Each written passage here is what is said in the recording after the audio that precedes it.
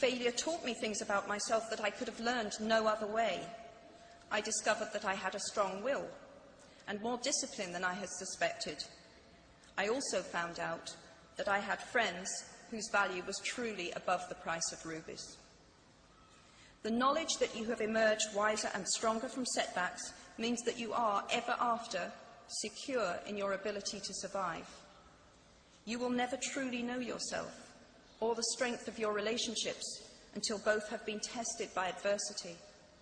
Such knowledge is a true gift for all that it is painfully won, and it has been worth more than any qualification I ever earned. So, given a time turner, I would tell my 21-year-old self that personal happiness lies in knowing that life is not a checklist of acquisition or achievement. Your qualifications, your CV, are not your life, though you will meet many people of my age and older who confuse the two. Life is difficult and complicated and beyond anyone's total control, and the humility to know that will enable you to survive its vicissitudes.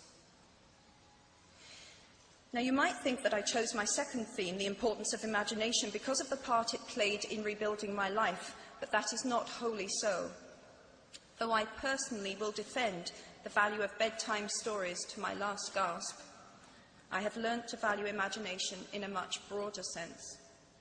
Imagination is not only the uniquely human capacity to envision that which is not, and therefore the fount of all invention and innovation. In its arguably most transformative and revelatory capacity, it is the power that enables us to empathise with humans whose experiences we have never shared. One of the greatest formative experiences of my life preceded Harry Potter, though it informed much of what I subsequently wrote in those books. This revelation came in the form of one of my earliest day jobs. Though I was sloping off to write stories during my lunch hours, I paid the rent in my early 20s by working at the African Research Department of Amnesty International's headquarters in London. There in my little office, I read hastily scribbled letters smuggled out of totalitarian regimes by men and women who were risking imprisonment to inform the outside world of what was happening to them. I saw photographs of those who had disappeared without trace, sent to Amnesty by their desperate families and friends. I read the testimony of torture victims and saw pictures of their injuries. I opened handwritten, eyewitness accounts of summary trials and executions, of kidnappings and rapes. Many of my co-workers were ex-political prisoners, people who had been displaced from their homes or fled into exile because they had the temerity to speak against their governments. Visitors to our offices included those who had come to give information or to try and find out what had happened to those they had left behind. I shall never forget the African torture victim, a young man no older than I was at the time, who had become mentally ill after all he had endured in his homeland. He trembled uncontrollably as he spoke into a video camera about the brutality inflicted upon him. He was a foot taller than I was and seemed as fragile as a child. I was given the job of escorting him back to the underground station afterwards, and this man, whose life had been shattered by cruelty, took my hand with exquisite courtesy and wished me future happiness. And as long as I live, I shall remember walking along an empty corridor and suddenly hearing, from behind a closed door, a scream of pain and horror such as I have never heard since. The door opened, and the researcher poked out her head and told me to run and make a hot drink for the young man sitting with her.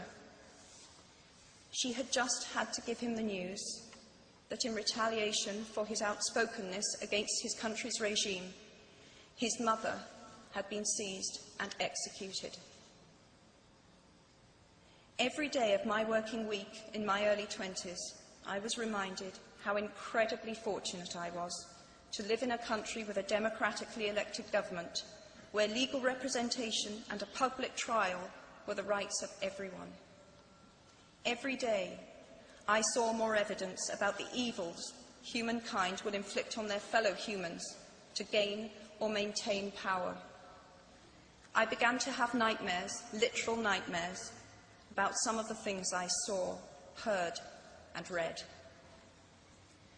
And yet, I also learned more about human goodness at Amnesty International than I had ever known before. Amnesty mobilises thousands of people who have never been tortured or imprisoned for their beliefs to act on behalf of those who have. The power of human empathy leading to collective action saves lives and frees prisoners.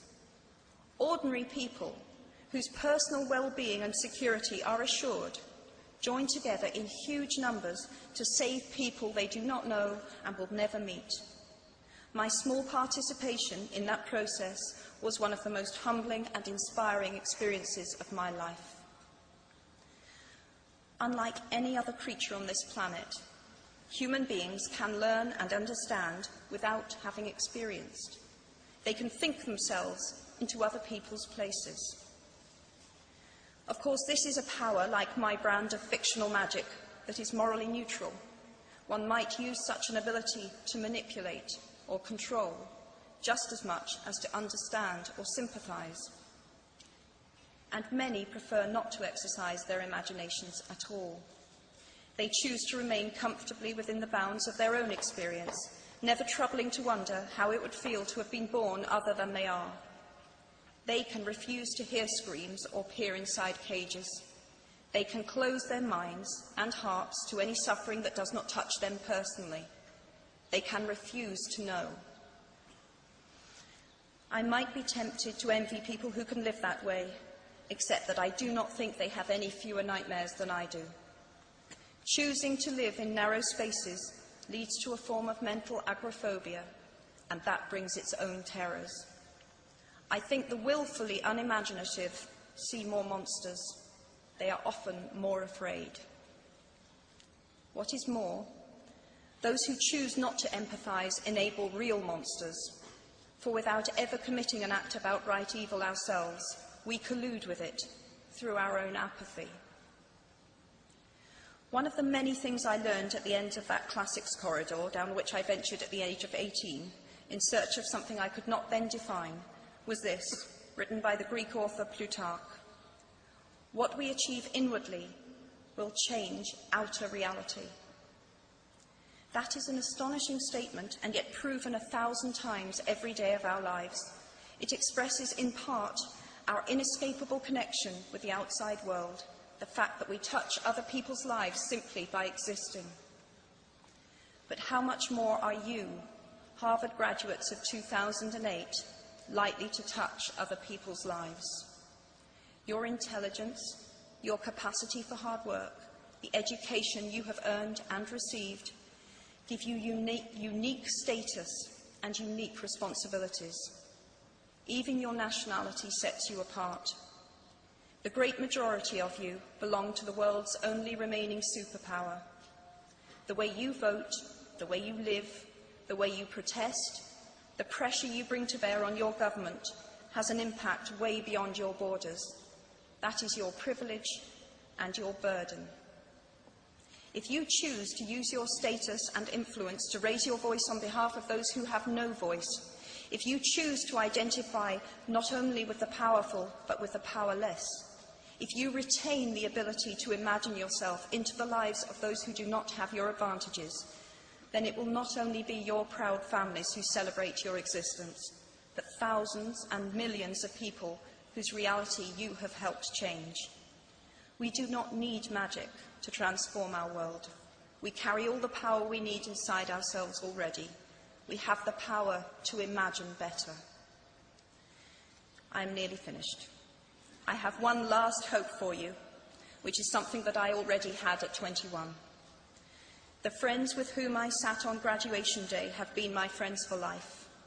They are my children's godparents, the people to whom I've been able to turn in times of real trouble, people who have been kind enough not to sue me when I took their names for Death Eaters.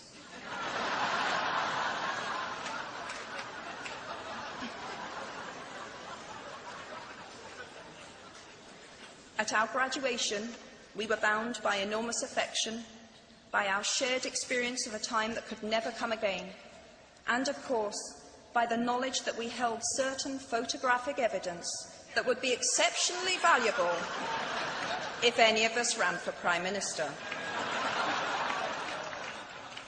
So today, I wish you nothing better than similar friendships. And tomorrow, I hope that even if you remember not a single word of mine, you remember those of Seneca, another of those old Romans I met when I fled down the classics corridor in retreat from career ladders in search of ancient wisdom. As is a tale, so is life. Not how long it is, but how good it is what matters. I wish you all very good lives. Thank you very much.